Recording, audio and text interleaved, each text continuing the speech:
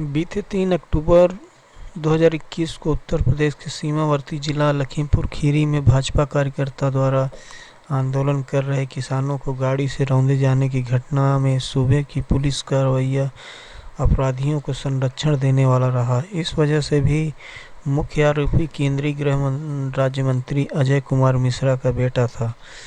अब एक और घटना सामने आई है। कल 20 अक्टूबर को ठीक वाल्मीकि जयंती के दिन इसी प्रदेश के ऐतिहासिक शहर आगरा के एक थाने में अरुण वाल्मीकि नाम का युवक की हत्या पुलिस की हिरासत में होने की खबर सामने आई है।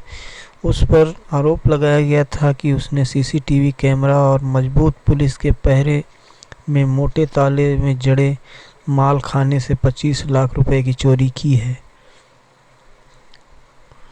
मिल रही जानकारी के अनुसार पुलिस ने थाने में सफाई करने वाले अरुण वाल्मीकि और उसके पूरे खानदान को चोरी के इल्जाम में पकड़कर पीटा। जब अरुण वाल्मीकि ने चोरी का इल्जाम कबूल नहीं किया तो उसे थाने ले जाकर इतना प्रताड़ित किया गया कि उसकी मौत हो गई। मृतक के परिजनों से पूछने पर थानेदार ने जवाब दिया कि तबीयत खराब होने के कारण उसकी मौत हो गई है। उसका सौदागरा में पड़ा हुआ है। मृतक अरुण की मां का कहना है कि दरअसल चोरी पुलिस वालों ने ही की थी। अरुण ने उन पुलिस वालों का नाम लिया था, इसलिए उसे मार दिया गया। सवाल यह उठता है, यदि अरुण चोरी का आरोपी था तो उसे वे सुविधाएं क्यों नहीं मिली जो केंद्रीय गृह राज्य मंत्री के बेटे आशीष कुमार मिश्र को दी गई। उसे तो सम्मान के साथ वातानुकूलित कमरे में बाहर घंटे तक बिठाकर पूछताछ की गई और बाद में उसे गिरफ्तार कर जेल भेज दिया गया। दूसरी तरफ समाज के सबसे निचले पायदान पर खड़े वंचित तबके के एक आरोपी सफाई कर्मी है जिसकी पुलिस हिरासत में पीट कर हत्या कर दी गई। जाहिर तौर पर इस मुद्दे में राजनीति होगी। योगी आदित्यनाथ सरकार की बर्बर पुलिस पर आरोप लगाते हुए तमाम विपक्षी नेताओं ने कार्रवाई की मांग की है। गौरतलब है कि जिस वक्त अरुण वाल्मीकि की हत्या की खबर आ रही थी उसी वक्त दलितों के पैर धोने का प्रदर्शन करने वाले प्रधानमंत्री नरेंद्र मोदी महात्मा बुद्ध के परिनिर्वाण की धरती कुशीनगर में अंतर्राष्ट्रीय हवाई अड्डे का उद्घाटन कर रहे थे, लेकिन अभी तक उनकी कोई टिप्पणी नहीं आई है। केवल उजले पक्षों पर सुर्खियां बनाने वाले नरेंद्र मोदी आमतौर पर ऐसे मुद्दों पर खामोश ही रहते हैं। यही खामोशी आज भी उन्होंने ओढ़ रखी है। एक बड़ा सवाल यह है कि कौन है यह अरुण वाल्मीकि, क्या इसकी पहचान है? इसके पीछे सामाजिक वैचारिक पक्ष को समझना जरूरी है। पुष्यमित्र शुंग की मनुवादी व्यवस्था में अछूत माना जाने वाला यह सामुदायिक वैदिक भारत से बहिष्कृत कर दिया गया था। कीड़े मकोड़ों से ज़्यादा इसकी ज़िंदगी का मतलब नहीं था। कुत्ते बिल्ली से भी बदतर हालत थी इसकी। 33 करोड़ देवी देवताओं को बसाने वाली गाय के आगे तो यह मिट्टी का ढेला भी नहीं था। लेकिन स्वतंत्र भारत की लोकतांत्रिक व्यवस्था में इसकी वोट की हैसियत जरूर हो गई है।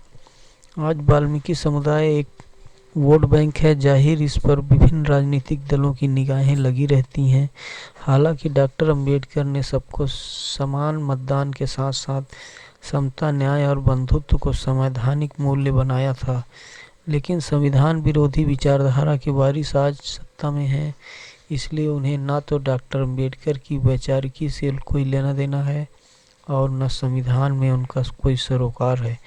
दलितों का वोट उगाहने के लिए बाबा साहब की मूर्ति का इस्तेमाल भर करते हैं। बहरहाल समता, न्याय और बंधुत्व के साथ उनकी उन्नति की बाट जोहते अछूत या दलित समाज के इतिहास को डॉक्टर अंबेडकर ने अपनी चर्चित किताब द अनटचेबल्स में दर्ज किया है। उनका कहना है कि बौद्ध धर्मावलंबियों को ब्राह्मणवादियों के पराजित करके समाज में बहिष्कृत कर दिया गया।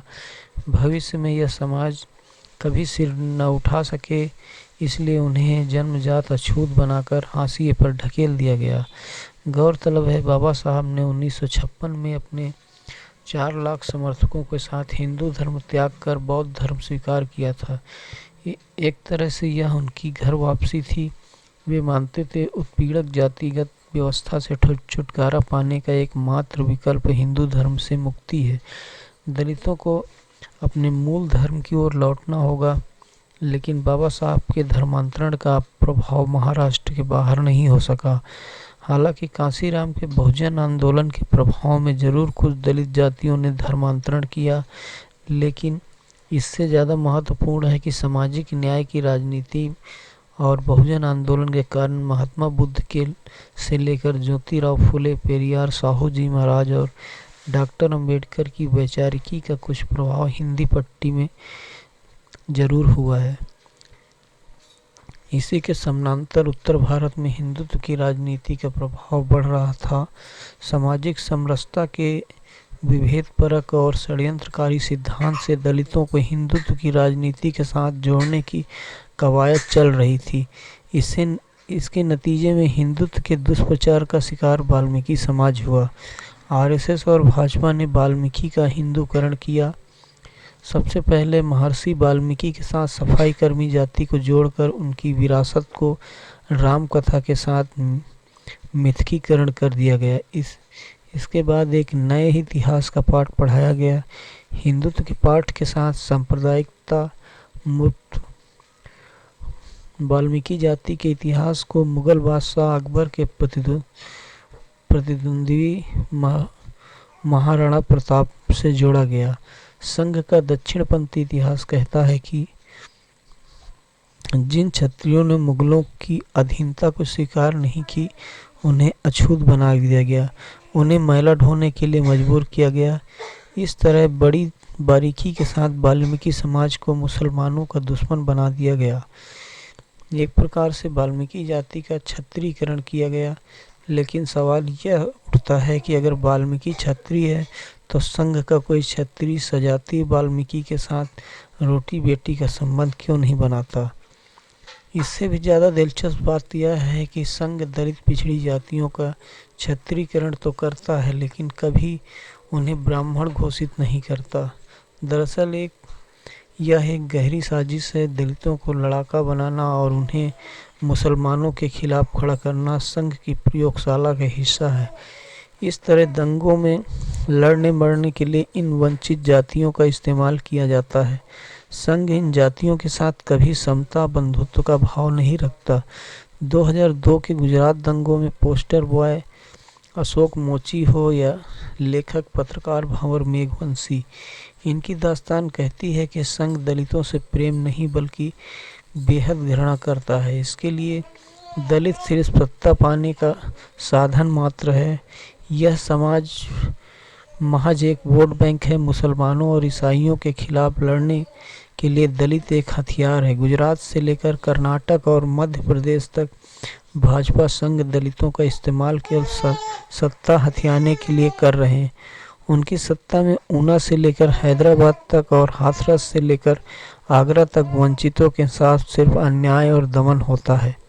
इसके लिए न्याय और बंधुत्व सिर्फ संविधान में दर्ज 2 हर्फ हैं और संविधान पर भी इस सत्ता की निगाहें खतरनाक तरीके से लगी हुई हैं।